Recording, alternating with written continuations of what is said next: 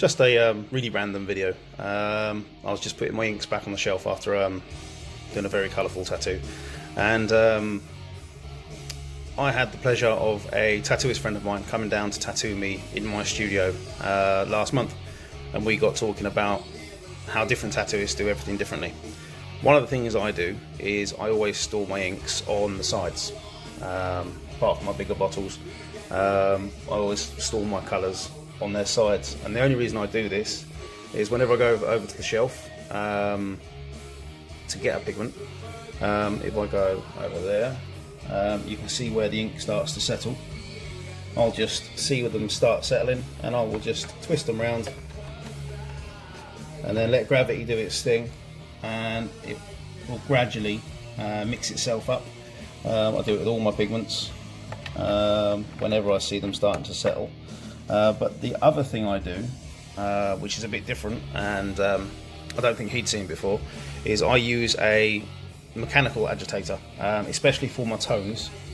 When they mix, when they sit, they can be a pain, and you want them to be nice and consistent. So every week, especially with my tones, sometimes with my whites, with any pigments that I think look like they're settling more than I should, more than I would like, I actually mix in a proper little mix-up, and it's this little thing down here. Sorry, dropping my phone. It's a dental plaster mixer. I got it off of eBay for, I think it was £30 to £40. All it does is vibrate. I've stuck the chocolate box on top just to make it easier for me and quieter. But every week I'll just take them out, I'll throw my inks in, and then I'll turn it on. As you can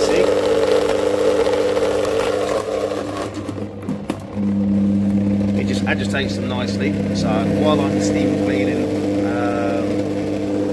my chair, or just doing some simple bit of cleaning that doesn't take too long, I'll just throw them in there, and that gets them nice and mixed up for me.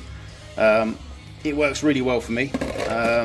The only other reason I store my inks on the sides the way I do is I find it easier for clients to see which pigments you have, which pigments they like, and I find they just like to see them, as opposed to you going to get a pigment out of a closed cupboard or something they can't really see. Sorry, I had to stop recording there. I had a client come in and ask for a quote. But that's it really. I hope this helps you guys out.